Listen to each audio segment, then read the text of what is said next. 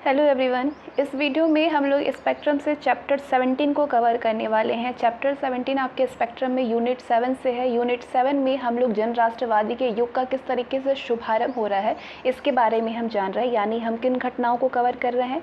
1990 से 1939 तक की घटनाओं को हम लोग कवर कर रहे हैं, जिसमें कि हम लोग चैप्टर 15 गांधी जी का अभ्युदय कैसे हुआ ये सारी चीज़ हम लोग कवर कर चुके हैं। खिलाफत और असहयोग आंदोलन के बारे में जान चुके हैं, सरकार की क्या प्रतिक्रिया थी, इसका अंतिम चरण क्या हुआ, गांधी जी ने आंदोलन वापस क्यों लिया, सारी चीज़ें हम लोग कवर कर चुके हैं। इस वीडियो में हम लोग चैप्टर 17 यानी 1920 के दशक में स्वराजी समाजवादी विचार एवं अन्य नवीन शक्तियों का उदय किस तरीके से हुआ, समाजवादी विचार किस तरीके से आया, ये सारी चीज़ों को हम लोग इस वीडियो में कवर करेंगे।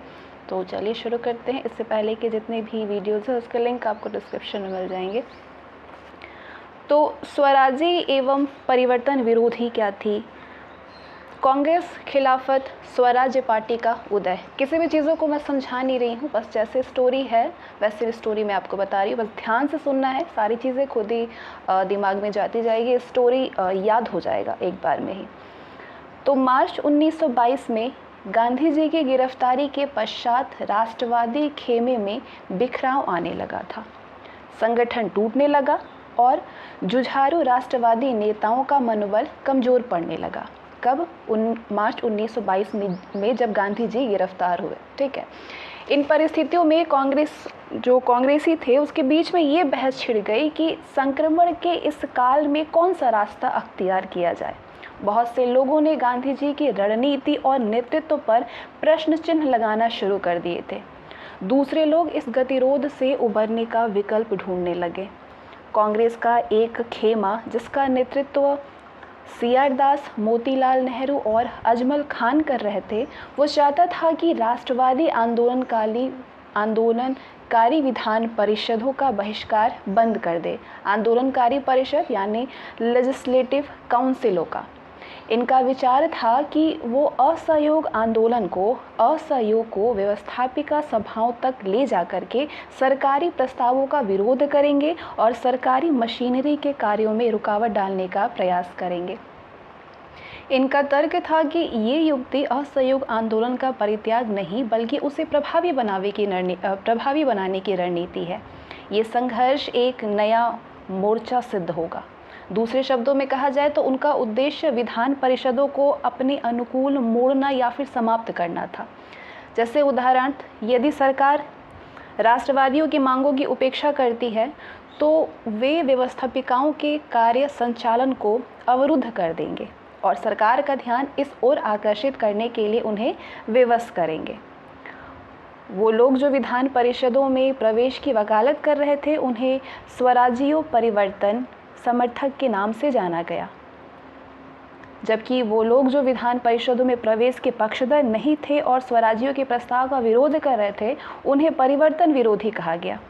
इस विचारधारा के समर्थकों में वल्लभ भाई पटेल, राजेंद्र प्रसाद, सी राजगोपालाचारी, M.A. अंसारी प्रमुख थे। परिवर्तन विरोधियों ने विधान परिषदों में प्रवेश के प्रस्ताव का विरोध किया। इनका तर्क था कि संसदीय कार्यों में संलग्न होने से रचनात्मक कार्यों की क्या होगी? उपेक्षा होगी। इसके बाद दिसंबर 1922 में कांग्रेस का वार्षिक अधिवेशन गया में हुआ।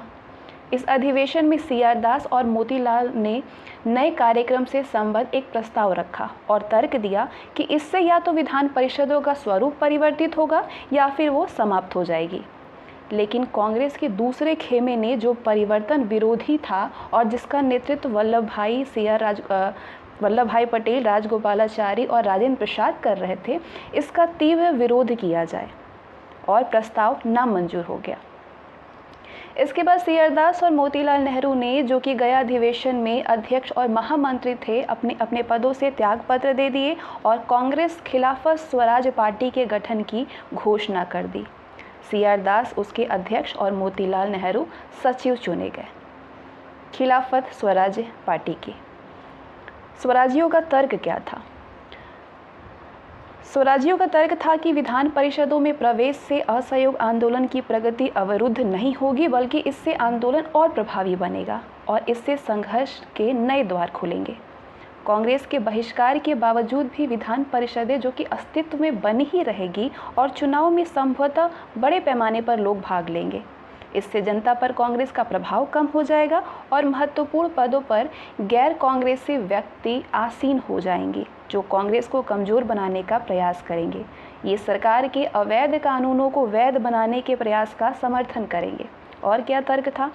विधान परिषदों में प्रवेश का उनका मुख्य लक्ष्य इसे राजनीतिक संघर्ष के लिए मंच के रूप में इस्तेमाल करना है। उनका ऐसा उद्देश्य नहीं है कि वे उपनिवेशी शासन के क्रमिक हस्तांतरण के लिए विधान परिषदों को हथियार के रूप में प्रयुक्त करना चाहते हैं। परिवर्तन विरोधियों का क्या तर्क था? परिवर्तन विरोधियों का तर्क था कि संसदीय कार्यों में सहभागिता से रचनात्मक कार्य उपेक्षित होंगे, संघर्षरत व्यक्तियों का मनोबल गिरेगा और राजनीतिक भ्रष्टाचार में वृद्धि होगी। विधायकों के रूप में विधान परिषदों में प्रवेश करने वाले लोग जो कालांतर में प्रतिरोध की राजनीति छोड़ देंगे और धीरे धीरे उपनिवेशी संविधान के समर्थक बन जाएंगे। और क्या परिवर्तन विरोधियों का तर्क था? विधान परिषदों से बाहर रह करके रचनात्मक कार्यों के मध्य से जनता को सविनय अवज्ञा आंदोलन के दूसरे दौर के लिए ज़्यादा अच्छे से तैयार किया जा सकता है। लेकिन विचारों में तीव्र मतभेद होने के बावजूद भी दोनों पक्ष 1907 के विभाजन की तरह किसी अशुभ घटना से बचना चाहते थे और उन्होंने गांधी जी से संपर्क भी बनाए रखा जो कि उस समय जेल में थे। उन्होंने ये भी महसूस किया कि सरकार को सुधारों के लिए विवश करने के लिए आपसी एकता आवश्यक है और दोनों ही पक्षों का मानना था कि गांधी जी के नेतृत्व में ही आंदोलन सफल बनाया जा सकता है। इन्हीं कारणों से सितंबर 1923 में दोनों पक्षों के बीच एक समझौता हो गया। इसके तहत स्वराजियों को कांग्रेस के एक समूह के रूप में चुनाव लड़ने की अनुमति दे दी गई। स्वराजियों ने भी केवल एक शर्त को छोड़कर कि वो विधान परिषदों में भाग नहीं लेंगे, कांग्रेस के सभी कार्यक्रमों को स्वीकार कर लिया। नवंबर 1923 में नवगठित केंद्रीय व्यवस्थापिका सभा और विधान परिषदों के लिए चुनाव आयोजित किए गए। स्वराजियों का चुनाव घोषणा पत्र। अक्टूबर 1923 में घोषित अपने चुनाव घोषणा पत्र में स्वराजियों ने साम्राज्यवाद के विरोध को अपना प्रमुख मुद्दा बनाया। इस घोषणा पत्र की कुछ महत्वपूर्ण बातें थी। क्या क्या बातें थी? भारत पर अंग्रेजी हुकूमत का मुख्य लक्ष्य इंग्लैंड के स्वार्थी हितों की पूर्ति करना है। साम्राज्यवादी शासन के तथाकथित सुधारवादी कानून विदेशी हुकूमत के शोषण को बल प्रदान करते हैं। अंग्रेजों की वास्तविक मंशा भारत के असीमित संसाधनों का अन्यायपूर्ण दोहन तथा भारतीय जनता को गुलाम बना करके रखना है। और क्या बातें हैं? स्वराजी स्वशासन के राष्ट्रवादियों की मांग को परिषदों में उठाएंगे। यदि सरकार ने उनकी मांगे नामंजूर कर दी तो वो संयुक्त प्रयासों द्वारा परिषदों की कार्य संचालन की प्रक्रिया को अवरुद्ध कर देंगे। इस प्रकार वे विधान परिषदों को सरकार की दुर्भावना को उजागर करने के लिए एक उपयुक्त मंच के रूप में प्रयुक्त करेंगे और उसका उपयोग भारतीयों के हितों में करेंगे। गांधी जी का क्या रुख हुआ इसके बाद? प्रारंभ में तो गांधी जी विधान परिषदों का सदस्य बनने और उसकी कार्यवाही में बाधा पहुंचाने की नीतियों के विरोधी थे, लेकिन फरवरी 1924 में स्वास्थ्य की खराबी के आधार पर जेल से रिहाई के बाद धीरे धीरे उन्होंने स्वराजियों के साथ एकता स्थापित करना शुरू कर दिया। इसके 3 प्रमुख कारण थे। क्या क्या कारण थे? उन्होंने महसूस किया कि विधान परिषदों में हिस्सेदारी प्रारंभ हो जाने के बाद इससे पीछे हटना या फिर इसका विरोध करना गलत होगा, क्योंकि इससे सरकार और जनता दोनों के बीच में गलत संदेश जाएगा। इससे उपनिवेशी शासकों का हौसला बढ़ेगा, नौकरशाही निरंकुश हो जाएंगी और राजनीतिक हलकों में निराशा की भावना जन्म लेगी। नवंबर 1923 को संपन्न हुए चुनावों में स्वराजियों को उल्लेखनीय सफलता मिली। सेंट्रल लेजिस्लेटिव असेंबली की 101 निर्वाचित सीटों में से उन्हें 42 में सफलता प्राप्त हुई। मध्य प्रांत में इन्हें स्पष्ट बहुमत मिला। बंगाल में ये सबसे बड़े दल के रूप में उभरे और उत्तर प्रदेश और मुंबई में भी इन्हें अच्छी सफलता मिली। सेंट्रल लेजिस्लेटिव असेंबली में स्वराजियों ने जिन्ना के नेतृत्व में उनके समर्थकों, उदारवादी व कुछ व्यक्तिगत विधायकों जैसे कि मदन मोहन मालवीय इत्यादि के साथ में मिलकर के साझा राजनीतिक मोर्चा बनाया। विधान परिषदों में स्वराज्यों ने जिस साहस और जुझारू रूपन का परिचय दिया था, उससे गांधी जी का ये विश्वास पक्का हो गया कि स्वराज्यों की जो रणनीति है वो भले ही गलत हो, वो साम्राज्यवादी प्रशासन के अंग नहीं बन सकते हैं। कुछ समय के बाद में आतंकवाद को नियंत्रित करने के नाम पर सरकार ने नागरिक अधिकारों और स्वराज्यों का दमन करना शुरू कर दिया।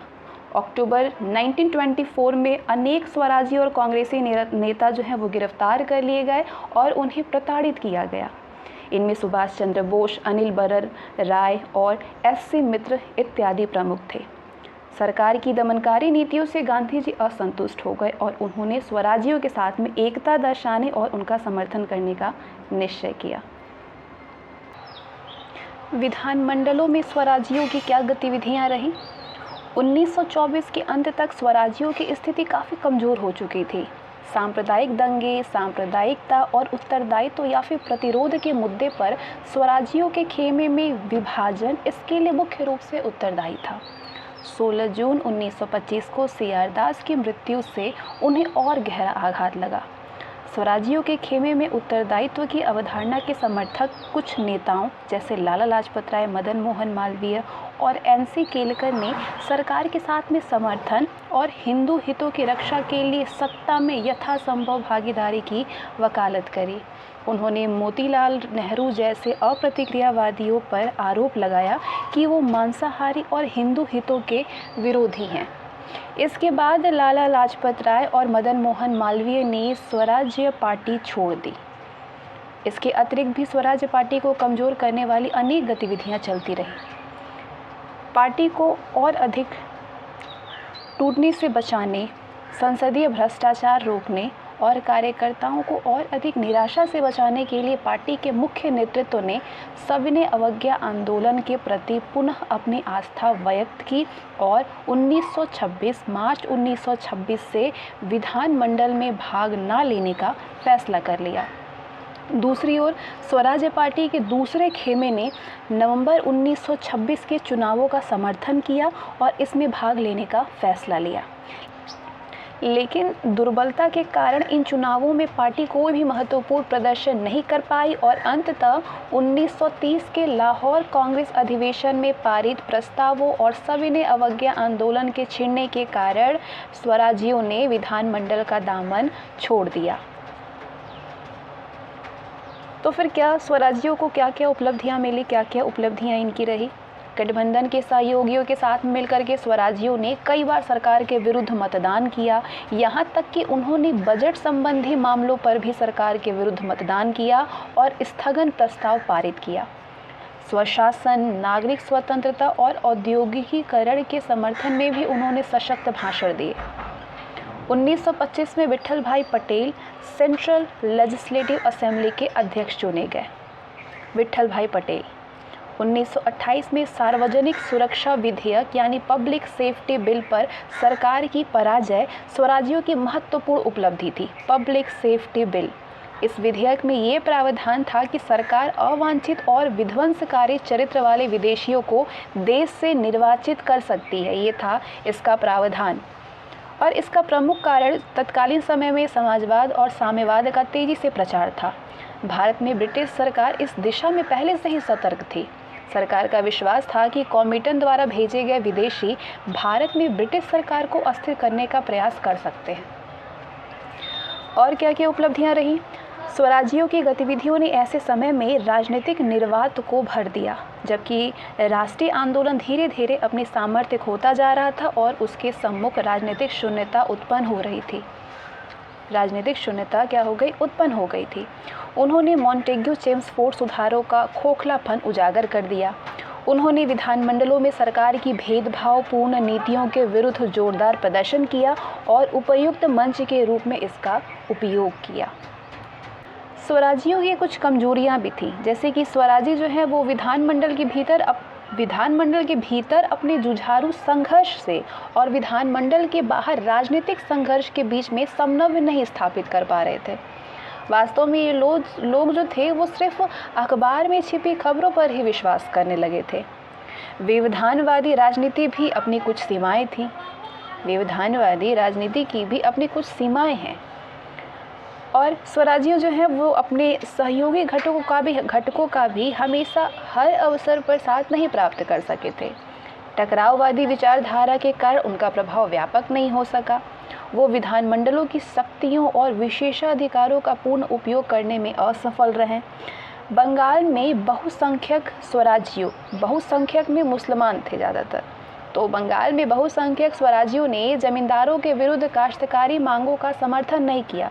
इससे काश्तकार नाराज हो गए। इनमें बहुसंख्यक मुसलमान थे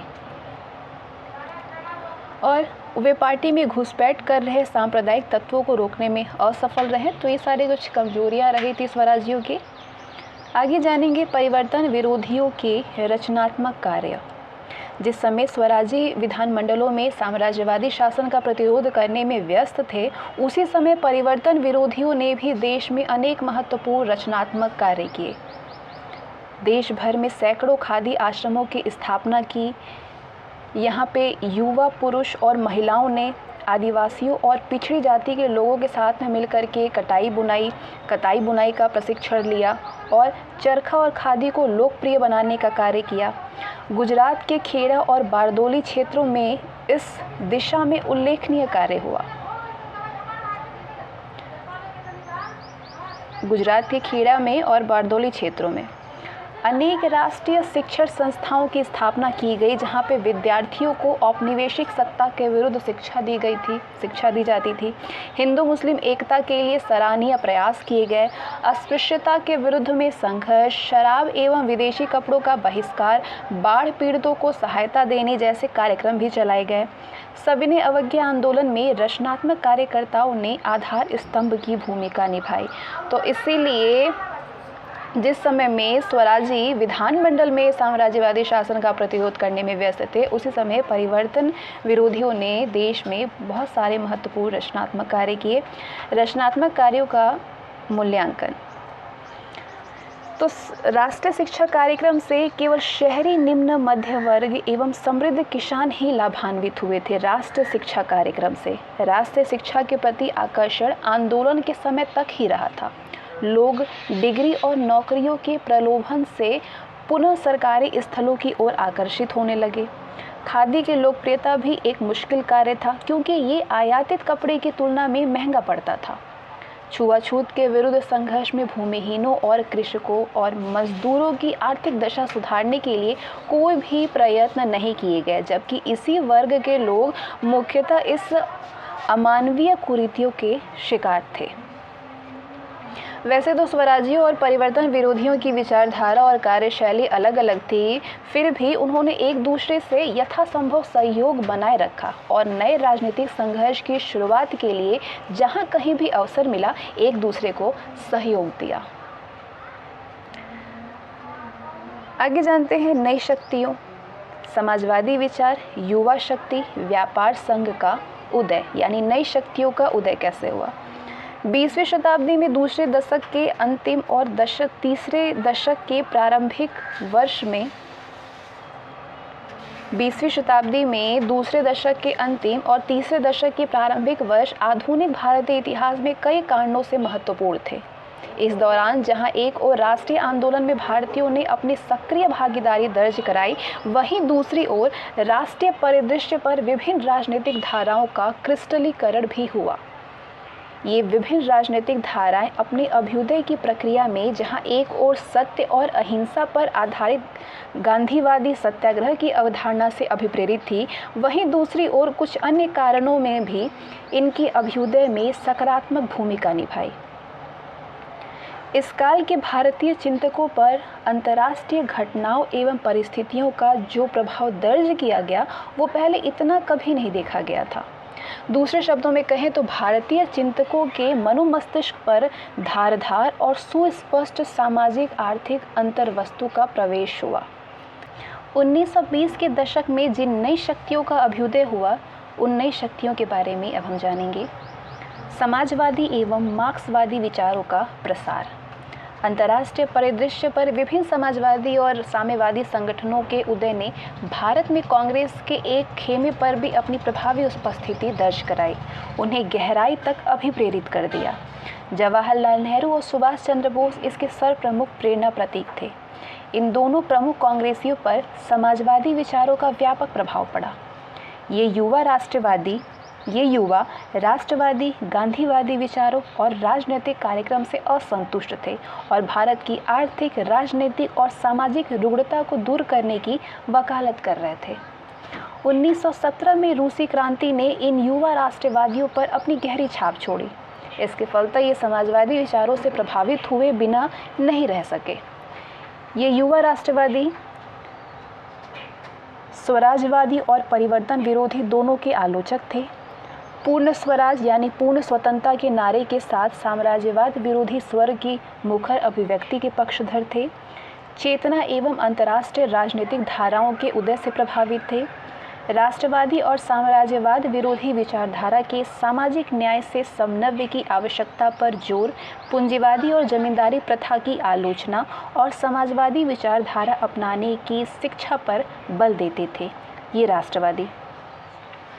1920 में एमएन रॉय, अंबानी मुखर्जी और ताशकंद में रहने वाले कुछ अन्य उत्प्रवासी भारतीयों ने कॉर्मिटन के द्वितीय अधिवेशन, कॉर्मिटन जो कि रूस का अंतर्राष्ट्रीय साम्यवादी संगठन था, इसके द्वितीय अधिवेशन के बाद भारतीय साम्यवादी पार्टी यानी इंडियन कम्युनिस्ट पार्टी की स्थापना की। एमएन रॉय प्रथम भारतीय थे जिन्हें कॉर्मिटन के नेतृत्व के लिए चुना गया था। 1924 में कई साम्यवादियों ऐसे डांगे, मुजफ्फर अहमद, शौकत उस्मानी और नलिनी गुप्ता को कानपुर बोल्शेविक षड्यंत्र केस में कारावास की सज़ा सुनाई गई। 1925 में कानपुर में अखिल भारतीय स्तर के संगठन कम्युनिस्ट पार्टी ऑफ इंडिया की स्थापना की गई। 1929 में सरकार ने 32 लोगों को गिरफ्तार कर लिया और उन पर मेरठ षड्यंत्र केस का मुकदमा चलाया गया। गिरफ्तार किए गए लोगों में क्रांतिकारी राष्ट्रवादी ट्रेड यूनियन के कार्यकर्ताओं और 3 ब्रिटिश साम्यवादी फिलिप स्प्रेट, बेन फ्रेडले और लिस्टर हचिंसन शामिल थे। सरकार का मुख्य उद्देश्य यूनियन आंदोलन को समाप्त करना और साम्यवादियों को राष्ट्रीय आंदोलन से अलग करना था। पूरे राष्ट्र में कृषक और मजदूर संगठन ने एकजुट होकर होने का प्रयास किया और मार्क्सवादी और साम्यवादी विचारों का प्रचार प्रसार किया। 1928 में सभी कृषक और मजदूर संगठनों को मिला करके एक नया संगठन बनाया गया और इसका नाम अखिल भारतीय कामगार तथा कृषक दल रखा गया, all India works and peasants party. इस पार्टी को अखिल भारतीय स्वरूप प्रदान किया गया और देश के विभिन्न स्थानों में इसकी शाखाएं खोली गई। सभी साम्यवादियों को इनका सदस्य बनाया गया। वर्क्स एंड पीजेंट्स पार्टी का मुख्य उद्देश्य कांग्रेस के अंतर्गत काम करते हुए इसे अधिक क्रांतिकारी रुझान वाली और जन सामान्य की पार्टी बनाया था। साथ ही वर्ग संगठनों में स्वतंत्र रूप से किसानों और मजदूरों को शामिल कर स्वतंत्रता प्राप्ति और इसके बाद भारत को समाजवाद के लक्ष्य तक पहुंचाना था। भारतीय युवा भी सक्रिय हुए। पूरे भारत में युवा संगठन स्थापित किए गए और युवाओं के सैकड़ों अधिवेशन संपन्न हुए। 1928 में जवाहरलाल नेहरू ने अखिल बंगाल छात्र सम्मेलन को संबोधित किया। 1928 में उधर किसानों के भी प्रदर्शन चल रहे थे। मध्य प्रांत में किसानों ने काश्तकारी नियमों में संशोधन, भू राजस्व में कमी, बेदखली के विरुद्ध संरक्षण और ऋणग्रस्तता से बचाव जैसे मुद्दे को लेकर के उग्र प्रदर्शन किए। आंध्र में, रंपा क्षेत्र में, राजस्थान में, बम्बई और मद्रास के काश्तकारों ने भी इसी तरह के प्रदर्शन किए।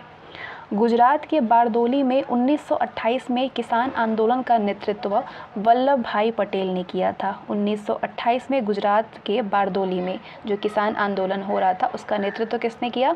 वल्लभ भाई पटेल ने किया। व्यापार संघ का किस तरीके से विकास हुआ? भारत में ट्रेड यूनियन मूवमेंट्स यानी व्यापार संघ आंदोलन का नेतृत्व 1920 में स्थापित अखिल भारतीय ट्रेड यूनियन कांग्रेस यानी इंटक ने किया। लाला लाजपत राय इसके प्रथम अध्यक्ष और दीवान चमन लाल इसके प्रथम सचिव थे।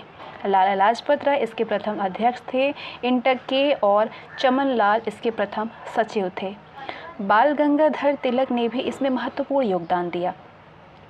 1920 के दशक में इंटक यानी अखिल भारतीय ट्रेड यूनियन कांग्रेस के नेतृत्व में अनेक कारखानों में हड़तालें आयोजित की गई, जिनमें कि Kharagpur railway workshop, Tata iron एवं स्टील फैक्ट्री जमशेदपुर में, बॉम्बे टेक्सटाइल मिल्स, और इस मिल की हड़ताल में 1,50,000 श्रमिकों ने लगभग 5 महीने तक मिल में हड़ताल जारी रखा था, बॉम्बे टेक्सटाइल मिल्स पे। और बकिंघम कर्नाटक मिल की हड़तालें प्रमुख थी।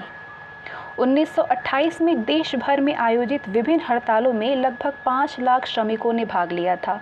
मद्रास में पहली बार मजदूर दिवस को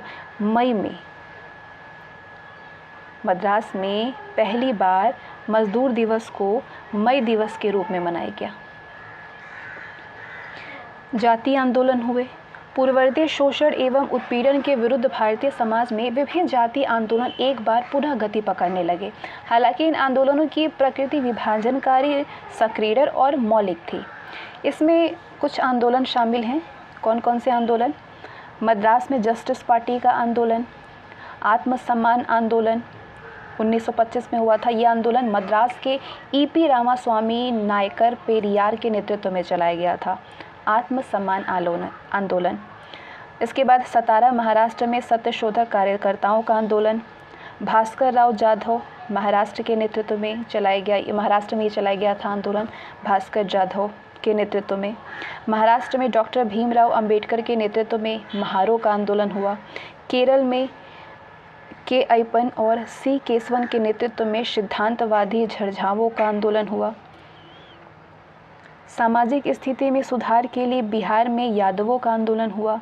पंजाब में फजल हुसैन के नेतृत्व में यूनियनिस्ट पार्टी का आंदोलन हुआ।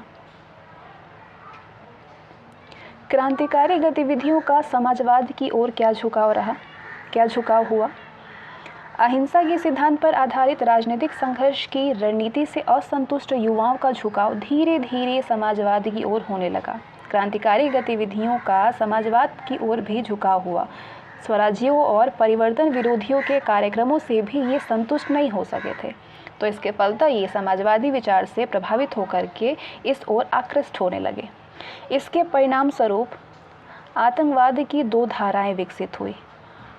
क्रांतिकारी आतंकवाद की 2 धाराएं विकसित हुई। कौन कौन सी? हिंदुस्तान रिपब्लिकन एसोसिएशन पंजाब, उत्तर प्रदेश और बिहार में, युगांतर अनुशीलन समितियां, और कालांतर में बंगाल में सूर्य सेन के नेतृत्व में चटगांव विद्रोह समूह। तो ये 2 क्रांतिकारी आतंकवाद की 2 धाराएं जो हैं ये विकसित हुई। 19वीं शताब्दी के दूसरे और तीसरे दशक में क्रांतिकारी गतिविधियां क्या हुई? 19वीं शताब्दी के दूसरे और तीसरे दशक में असहयोग आंदोलन के बाद लोग क्रांतिकारी गतिविधियों की ओर क्यों आकर्षित हो गए? क्योंकि प्रथम विश्व युद्ध के दौरान क्रांतिकारी आतंकवाद का निर्ममता से दमन कर दिया गया। अनेक क्रांतिकारी भूमिगत हो गए, कई जेल में डाल दिए गए और कई इधर उधर बिखर गए। 1920 की शुरुआत में सरकार ने जेल में बंद कई क्रांतिकारियों को आम माफ़ी दे करके रिहा कर दिया। इसका मुख्य उद्देश्य ये था कि सरकार जो है वो मॉन्टेग्यू चेम्सफोर्ड सुधारों को लागू करने के लिए देश में सद्भावना का वातावरण बनाना चाहती थी, इसीलिए आम माफ़ी के दे करके रिहा कर दिया। शीघ्र ही गांधी जी ने असहयोग आंदोलन शुरू कर दिया। इसके बाद गांधी जी CR दास और अन्य नेताओं की अपील पर जेल से रिहा क्रांतिकारियों में से अधिकांश असहयोग आंदोलन में शामिल हो गए और अन्य जो थे वो अहिंसक असहयोग आंदोलन को समर्थन देने में नियमित आतंकवाद का रास्ता छोड़ दिया। लेकिन गांधी जी द्वारा असहयोग आंदोलन को एकाएक स्थगित कर दिए जाने के कारण इनमें से अनेक अत्यधिक असंतुष्ट हो गए। जन आंदोलन की आंधी में सब कुछ छोड़ करके असहयोग आंदोलन से जुड़ जाने के कारण वो महसूस करने लगे कि उनके साथ विश्वासघात किया गया है। इनमें से अधिकांश ने राष्ट्रीय नेतृत्व की रणनीति और अहिंसा के सिद्धांत पर प्रश्न चिन्ह लगाना शुरू कर दिया और किसी विकल्प की तलाश करने लगे। स्वराज्यों के संसदीय संघर्ष और परिवर्तन विरोधियों के रचनात्मक कार्य भी इन युवाओं को आकृष्ट नहीं कर सके थे। परिवर्तन विरोधियों यानी नो चेंजर्स, इनमें से अधिकांश इन बात पर विश्वास करने लगे कि सिर्फ हिंसात्मक तरीके से ही स्वतंत्रता प्राप्त की जा सकती है। तो इस प्रकार क्रांतिकारी आतंकवाद पुनर्जीवित हो उठा। क्रांतिकारी आतंकवादी विचारधारा के सभी प्रमुख नेताओं ने असहयोग आंदोलन में सक्रिय भूमिका निभाई। इनमें जोगेश चंद्र चटर्जी, सूर्य सेन, भगत सिंह, सुखदेव, चंद्रशेखर आज़ाद, शिव वर्मा, भगवती चरण वोहरा, जयदेव कपूर और जतिन दास के नाम सबसे प्रमुख हैं। इस काल में क्रांतिकारी आतंकवादी की दो विभिन्न धाराएं विकसित हुई। कौन कौन सी? एक पंजाब, उत्तर प्रदेश और बिहार में, और दूसरी बंगाल में। प्रमुख प्रभावकारी कारक थे इसके। युद्ध के बाद मजदूर और श्रमिक संघवाद का उदय क्रांतिकारी आतंकवादी नए उभरते हुए वर्ग की क्रांतिकारी ऊर्जा को राष्ट्रवादी क्रांति में लगाना चाहते थे। और क्या कारक थे? 1917 की रूसी क्रांति और युवा सोवियत राज्य का गठन, नए साम्यवादी समूहों का उदय, ये मार्क्सवाद, साम्राज्यवाद और दरिद्रतम श्रमिक वर्ग के हितों के पक्षधर थे। क्रांतिकारियों द्वारा प्रकाशित विभिन्न पुस्तकें और पत्र पत्रिकाएं, इनमें विभिन्न क्रांतिकारियों के त्याग, बलिदान और गुणगान किया गया। इनमें आत्मशक्ति, सारथी एवं बिजली का नाम उल्लेखनीय है। और कारक था कि उपन्यास और पुस्तक जैसे कि सचिन सन्याल की बंदी जीवन और शरद चंद्र चटर्जी द्वारा लिखित पाथेर दाबी प्रमुख थी। बाद में ये अत्यधिक लोकप्रिय होने के कारण सरकार ने पाथेर दाबी प्रकाशन पर प्रतिबंध लगा दिया था। तो ये प्रमुख कारक थे। युद्ध के पश्चात मजदूर तथा श्रमिक संघवाद का उदय, क्रांतिकारी आतंकवादी नए उभरते हुए वर्ग की क्रांतिकारी ऊर्जा को राष्ट्रवादी क्रांति में लगाना चाहते थे।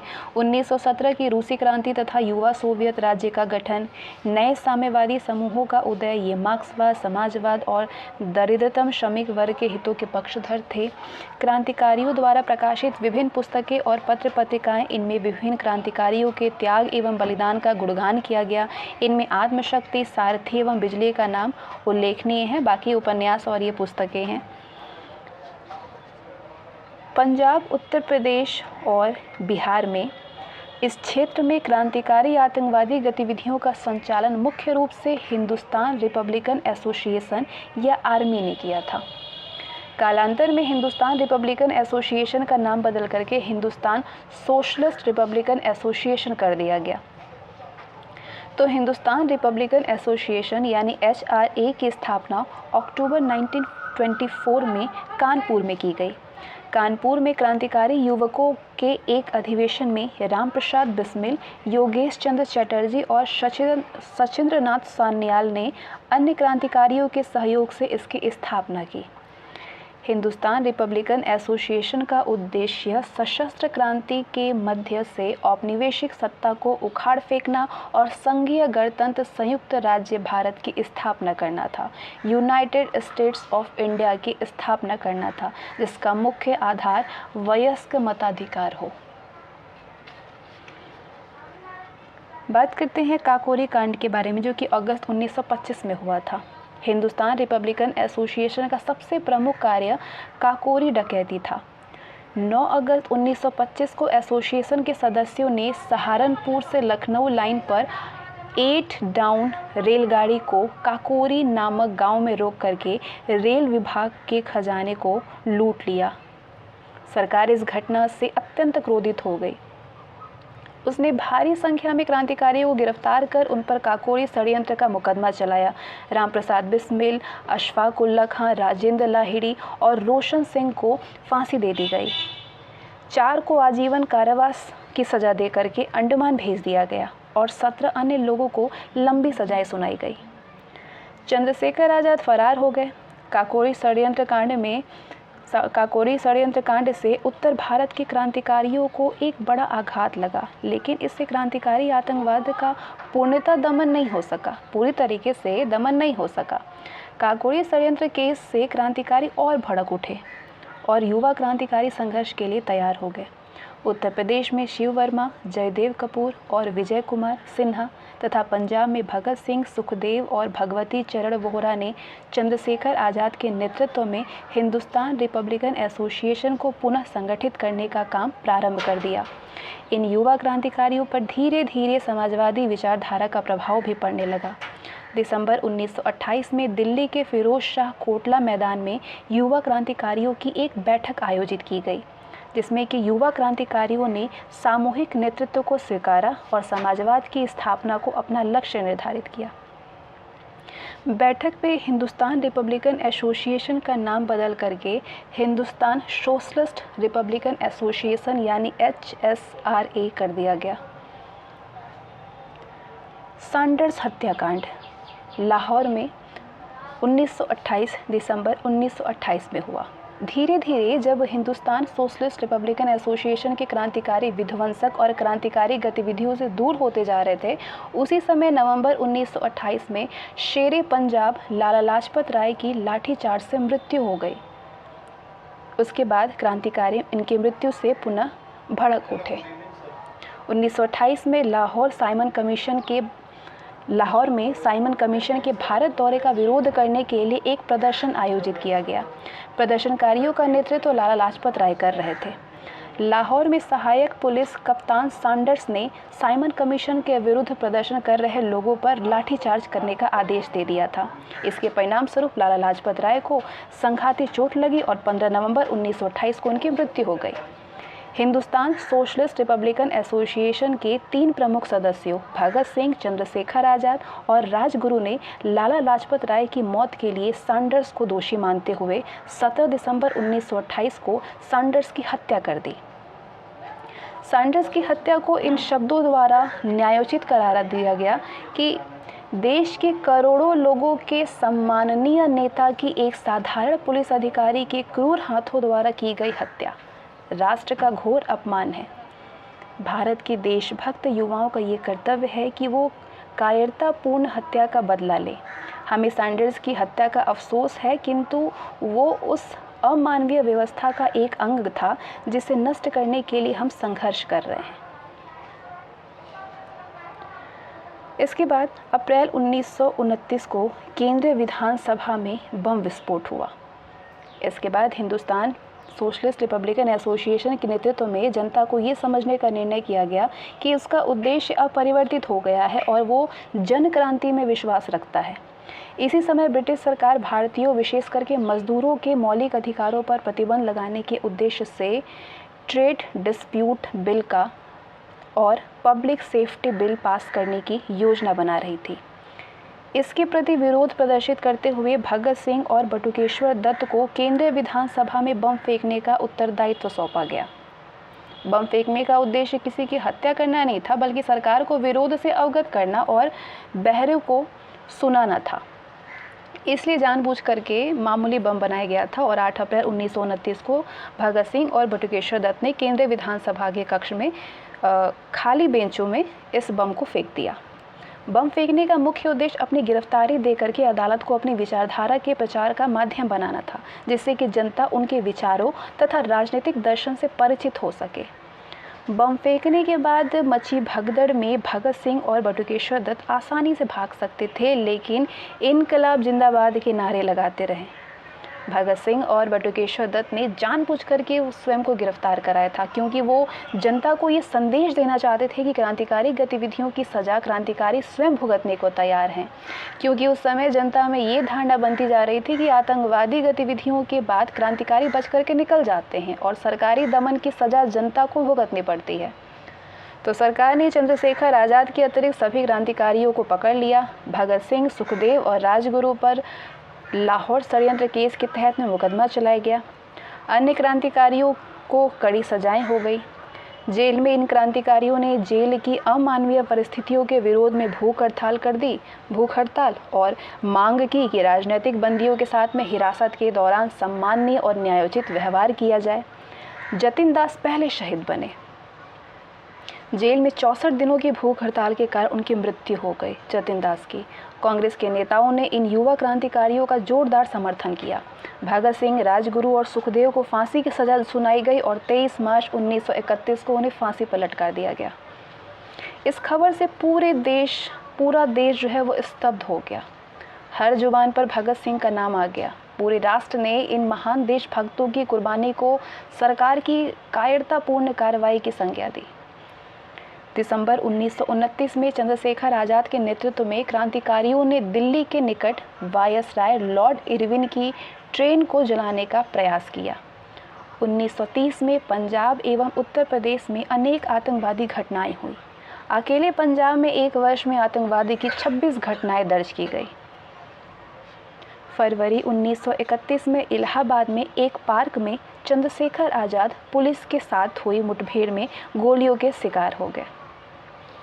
अगला संघर्ष बंगाल में 1920 के दशक में कई क्रांतिकारी समूहों को पुनर्गठित किया गया। इन्होंने अपनी गतिविधियां पुनः प्रारंभ कर दी और भूमिगत कार्रवाई करने लगे। कई अन्य समूह कांग्रेस के अधीन ही कार्य करते रहे। इस प्रकार उन्होंने जनता में अपनी पैठ और व्यापक की और कांग्रेस को सांगठनिक आधार प्रदान किया। कस्बों और गांवों में सीआर दास के स्वराजवादी कार्यक्रम में इन युवा क्रांतिकारियों ने सक्रिय भूमिका निभाई और उसे व्यापक सहयोग प्रदान किया। 1925 में सीआर दास की मृत्यु के बाद बंगाल में कांग्रेस 2 धड़ों में विभक्त हो गया। एक धड़ का नेतृत्व अनुशीलन समिति से संबद्ध जीएम सेनगुप्ता ने किया था और दूसरे धड़ का नेतृत्व युगांतर समूह से संबद्ध सुभाष चंद्र बोस के हाथों में था।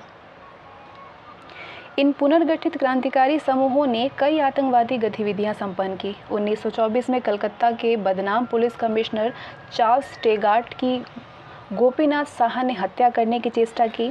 इसके बाद सरकार ने कड़ाई से क्रांतिकारियों को कुचलना प्रारंभ कर दिया। सुभाष चंद्र बोस सहित अनेक क्रांतिकारी गिरफ्तार कर लिए गए और गोपीनाथ साहा को फांसी पर चढ़ा दिया गया। सरकारी दमन और आपसी फूट के कारण क्रांतिकारी गतिविधियां धीरे धीरे कमजोर पड़ने लगी, लेकिन शीघ्र ही प्रमुख क्रांतिकारी पुनः सक्रिय हो गए और उन्होंने नए विद्रोही संगठनों की स्थापना कर ली। इन पुनर्गठित या नवगठित क्रांतिकारी समूहों ने भी अनेक आतंकवादी गतिविधियों को अंजाम दिया। इस नए विद्रोही संगठन में सबसे सक्रिय संगठन था चटगांव क्रांतिकारियों का गुट, जिसके नेता सूर्य सेन थे। अप्रैल 1930 में चटगांव शस्त्रागार लूट हुआ।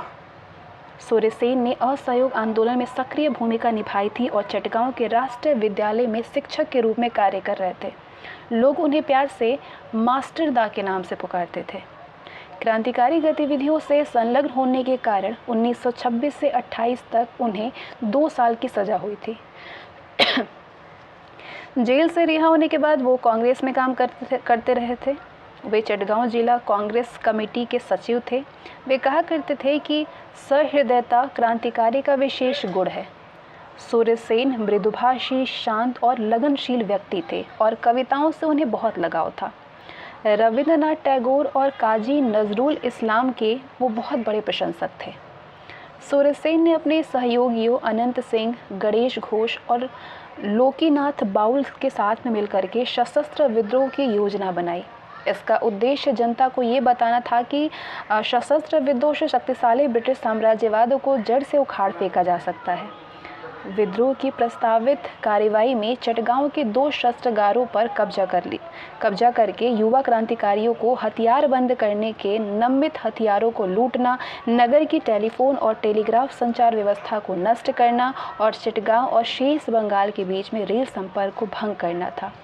इंडियन रिपब्लिकन आर्मी की चटगांव शाखा के तले 65 युवा क्रांतिकारियों द्वारा अप्रैल 1930 में शस्त्रागारों पर धावा बोल दिया गया। पुलिस शस्त्रागार पर सफलतापूर्वक कब्जा कर लिया गया। सूर्य सेन ने शस्त्रागार के बाहर राष्ट्रीय झंडा फहराया। क्रांतिकारी युवकों ने उन्हें सलामी दी और काम चलाऊ क्रांतिकारी सरकार के गठन की घोषणा की गई। बाद में ये समीपवर्ती गांवों में फैल गए और सरकारी दफ्तरों और सरकारी संपत्ति पर छापे मारे। लेकिन शीघ्र ही सेना चटगांव पहुंच गई और उसने मोर्चा संभाल लिया। सेना और क्रांतिकारियों में सशस्त्र संघर्ष हुआ।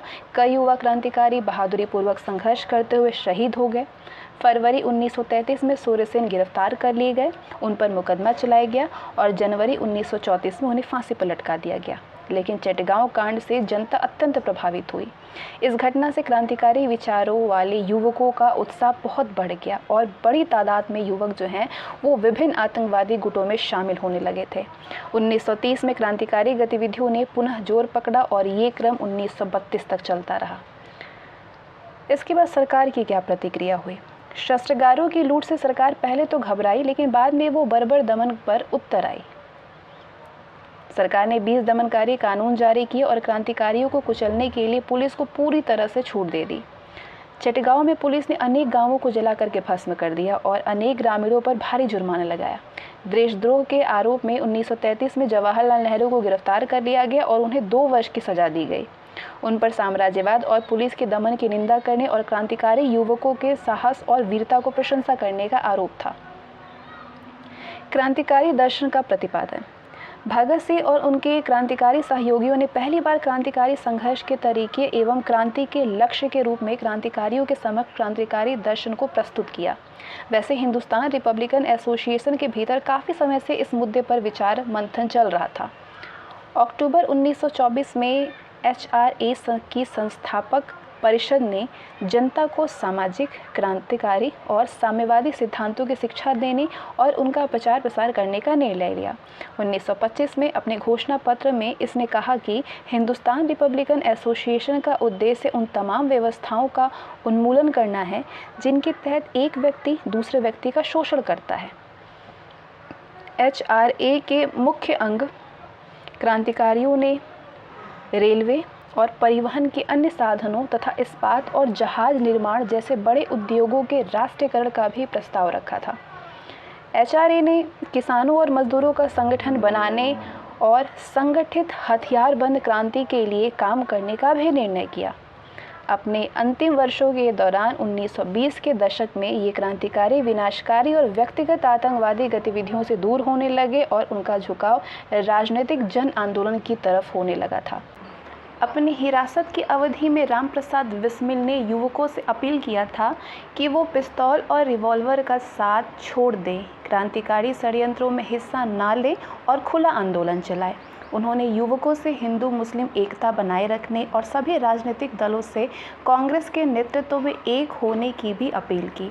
बिस्मिल ने साम्यवाद में अपनी आस्था व्यक्त की और इस सिद्धांत का समर्थन किया कि प्रकृति की संपदा पर प्रत्येक इंसान का बराबर का अधिकार है।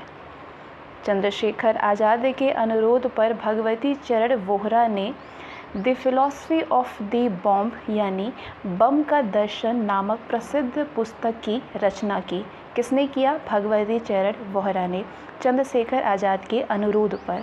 इसमें क्रांतिकारियों की ओर से जारी वो दस्तावेज या बयान था जो कि उन्होंने जनता को अपनी विचारधारा से अवगत कराने के लिए जारी किया था। यहाँ तक कि अपनी गिरफ्तारी से पहले भगत सिंह का भी उग्रवाद और व्यक्तिगत आतंकवादी कार्यवाहियों से विश्वास उठ चुका था और वो मार्क्सवाद में विश्वास करने लगे थे। उनका मानना था कि व्यापक जन आंदोलन ही सफल क्रांति लाने का एकमात्र तरीका है। दूसरे शब्दों में कहें तो क्रांति का तात्पर्य है जनता के द्वारा जनता के लिए, जनता के द्वारा जनता के लिए। इसी उद्देश्य से भगत सिंह ने 1926 में पंजाब में क्रांतिकारियों के खुले संगठन भारत नौजवान सभा के गठन में महत्वपूर्ण सहयोग प्रदान किया। 1926 में इसके गठन में उनकी प्रमुख भूमिका थी। भगत सिंह इस सभा के संस्थापक महामंत्री थे। भारत नौजवान सभा का उद्देश्य युवकों, मजदूरों और किसानों के मध्य राजनीतिक कार्य करना, उन्हें संगठित करना और गांवों में सभा की शाखाएं खोलना था। भगत सिंह और सुखदेव ने छात्रों के मध्य खुले तौर पर संवैधानिक कार्य करने के लिए लाहौर छात्र संघ का भी गठन किया। भगत सिंह और उनके कामरेड साथियों ने ये भी महसूस किया कि क्रांति का तात्पर्य है क्रांतिकारी बुद्धिजीवियों के नेतृत्व में समाज के दलित, शोषित व गरीब तबके जन आंदोलन का विकास। भगत सिंह कहा करते थे, गांव एवं कारखाने ही वास्तविक क्रांतिकारी सेनाएं हैं। लेकिन प्रश्न उठता है कि फिर क्रांतिकारी व्यक्तिगत आतंकवाद कार्रवाइयाँ क्यों करते हैं? इसके 2 कारण थे। पहला, उनके विचारों में लगातार तीव्र परिवर्तन। अतीत उनके वर्तमान का एक हिस्सा था। जो उपलब्धि दशकों में हासिल हो सकती थी, उसे वे थोड़े ही वर्षों में हासिल करना चाहते थे। इसके अतिरिक्त नई विचारधारा की जनसामान्य में प्रभावी पैठ एक लंबी तथा ऐतिहासिक प्रक्रिया है। और दूसरा, ये लोग इस उलझन में थे कि जनता को प्रभावित करने और नए समर्पित कार्यकर्ताओं को भर्ती करने के लिए कौन सा तरीका अपनाया जाए। वे अपनी गतिविधियों को कांग्रेस की धीमी बौद्धिक और राजनीतिक गतिविधियों से तेज भी करना चाहते थे। तो इसलिए इन्हीं सब कारणों से अंततः उन्होंने ये निष्कर्ष निकाला कि बलिदान देकर ही युवाओं को प्रोत्साहित किया जा सकता है। उनका मानना था कि कुछ चमत्कारिक और बहादुरीपूर्वक कार्रवाइयाँ उनके प्रचार और अदालतों को माध्यम बनाकर अपने सिद्धांतों और कार्यक्रमों को जनता तक पहुंचा करके ही समर्पित कैडरों को तैयार किया जा सकता है। क्रांति की पुनर्व्याख्या। भगत सिंह व उनके कॉमरेड साथियों ने क्रांति को व्यापक ढंग से परिभाषित किया। अब क्रांति का तात्पर्य हिंसा या फिर लड़ाकूपन ही नहीं था। इसका पहला उद्देश्य था राष्ट्रीय स्वतंत्रता की स्थापना के लिए साम्राज्यवाद को जड़ से उखाड़ फेंकना और समाजवादी समाज की स्थापना करना। समाजवादी समाज का मतलब ऐसे समाज से था जहाँ पे व्यक्ति द्वारा व्यक्ति का शोषण ना हो। असेंबली बम कांड में भगत सिंह ने अदालत में कहा था कि क्रांति के लिए रक्त रंजित संघर्ष आवश्यक नहीं है, व्यक्तिगत बैर के लिए भी उसमें कोई भी जगह नहीं है। ये पिस्तौल और बम की उपासना नहीं है। क्रांति से हमारा आशय ये है कि अन्याय पर आधारित वर्तमान व्यवस्था समाप्त होनी चाहिए।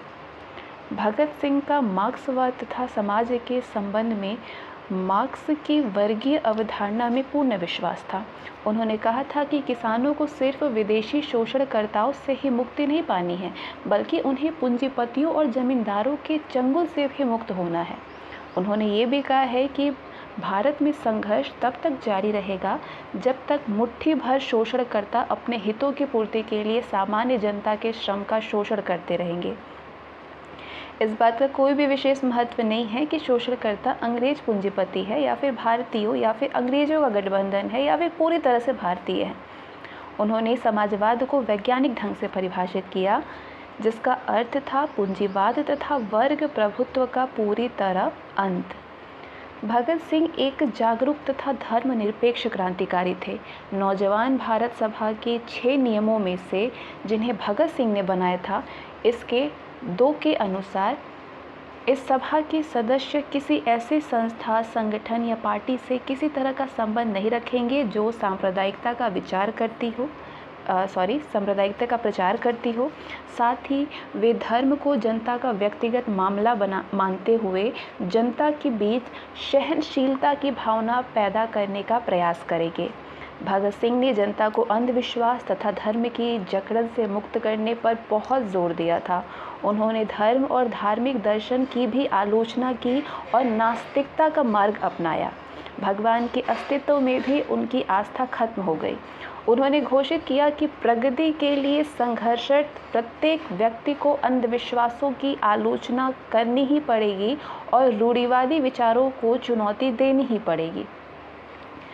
तो प्रचलित मान्यताओं की प्रत्येक व्यवस्था को प्रासंगिकता एवं सत्यता की कसौटी पर खड़ा उतरना होगा।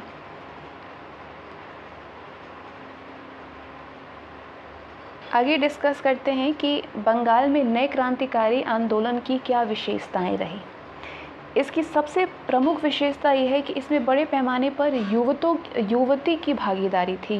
की, महिलाओं की भागीदारी थी। सूर्यसेन के नेतृत्व में ये महिलाएं क्रांतिकारियों को शरण देने, संदेश पहुंचाने और बंदूक लेकर के लड़ने का काम करती थी। इस काल में बंगाल की प्रमुख महिला क्रांतिकारियों की प्रीतिलता वाडेदार, जिन्होंने पहाड़तली चटगांव के रेलवे इंस्टीट्यूट में छापा मारा और शहीद हो गई, और कल्पना दत्त, जिन्हें गिरफ्तार कर सूर्यसेन के साथ में आजीवन कारावास की सज़ा दी गई, सबसे प्रमुख थे ये दोनों महिलाएं। दिसंबर 1931 में कोमिल्ला की 2 स्कूली छात्राओं सुनीता चौधरी और शांति घोष ने एक जिलाधिकारी की गोली मार करके हत्या कर दी। इसके बाद फरवरी 1932 में बीना दास ने उपाधि वितरण हेतु आयोजित दीक्षांत समारोह में गवर्नर पर नज़दीक से गोली चलाई। इस चरण में व्यक्तिगत आतंकवादी कार्रवाइयों के स्थान पर उपनिवेशी शासन के महत्वपूर्ण अंगों पर सामूहिक हमले को ज़्यादा महत्व दिया गया। इसका उद्देश्य युवाओं के समक्ष एक उदाहरण प्रस्तुत करना और नौकरशाही का मनोबल कम करना था। क्रांतिकारियों की हिंदू धर्म परायणता अब कम होने लगी है और उन्होंने धर्म के नाम पर शपथ लेना बंद कर दिया। मुसलमानों को भी क्रांतिकारी संगठनों में प्रवेश दिया जाने लगा। चटगांव की इंडियन रिपब्लिकन आर्मी यानी IRA में अनेक मुसलमान थे, जैसे कि सत्तार, फ़कीर अहमद मियाँ, मीर अहमद, तुनू मियाँ इत्यादि। इसमें कुछ कमियां भी थी। क्या कमी थी? आंदोलन में कुछ विवादास्पद तत्व थे। ये संगठन सामाजिक रूढ़िवादी तत्वों से बिल्कुल मुक्त नहीं थे। ये व्यापक सामाजिक आर्थिक लक्ष्य निर्धारित करने में असफल रहे थे। तो कुछ कमियां भी थी। स्वराज्य पार्टी से आए क्रांतिकारियों ने तो जमींदारों के विरुद्ध मुसलमान कृषक मजदूरों के संघर्ष का समर्थन तक नहीं किया। तो यहीं से इस अध्याय की समाप्ति होती है। अब ये सारांश है कि इस अध्याय में हमने क्या क्या डिस्कस किया, क्या क्या जाना। स्वराज्यवादी एवं अपरिवर्तनवादी, जिसमें कि गांधी जी द्वारा आंदोलन वापस ले जाने के पश्चात स्वराज्यवादी व्यवस्थापिकाओं में प्रवेश के पक्षधर थे। इनका मत था कि व्यवस्थापिकाओं में प्रवेश कर वो सरकारी मशीनरी को अवरुद्ध कर देंगे तथा भारतीय हितों की वकालत करेंगे। अपरिवर्तनकारी संक्रमण काल में रचनात्मक कार्यक्रम को चलाए जाने के पक्षधर थे। 1920 के दशक में नई शक्तियों का अभ्युदय हुआ। मार्क्सवादी एवं समाजवादी विचारों का प्रसार हुआ। भारतीय युवा वर्ग का सक्रिय होना, मजदूर संघों का विकास, कृषकों के प्रदर्शन, जातीय आंदोलन, क्रांतिकारी आतंकवाद का समाजवाद की ओर झुकाव। हिंदुस्तान रिपब्लिकन एसोसिएशन एवं हिंदुस्तान सोशलिस्ट रिपब्लिकन एसोसिएशन की गतिविधियां क्या रही? स्थापना हुई 1924 में। काकोरी डकैती 1925 में हुआ। पुनर्संगठित हुए 1928 में। सैंडर्स की हत्या हुई 1928 में। केंद्रीय विधानसभा में बम विस्फोट हुआ 1929 में। वायसराय की ट्रेन को जलाने का प्रयास किया गया 1929 में। पुलिस मुठभेड़ में चंद्रशेखर आज़ाद की मृत्यु हो गई 1931 में। भगत सिंह, राजगुरु और सुखदेव को फांसी दे दी गई 1931 में। क्रांति की पुनर्व्याख्या तो बंगाल में क्रांतिकारी गतिविधियां रही। कलकत्ता के पुलिस कमिश्नर की हत्या का प्रयास हुआ 1924 में। सूर्यसेन की चटगांव विद्रोही संगठन द्वारा चटगांव डकैती हुई 1930 में। कलकत्ता के पुलिस कमिश्नर की हत्या का प्रयास हुआ 1924 में। और इसके साथ ही ये चैप्टर समाप्त होता है।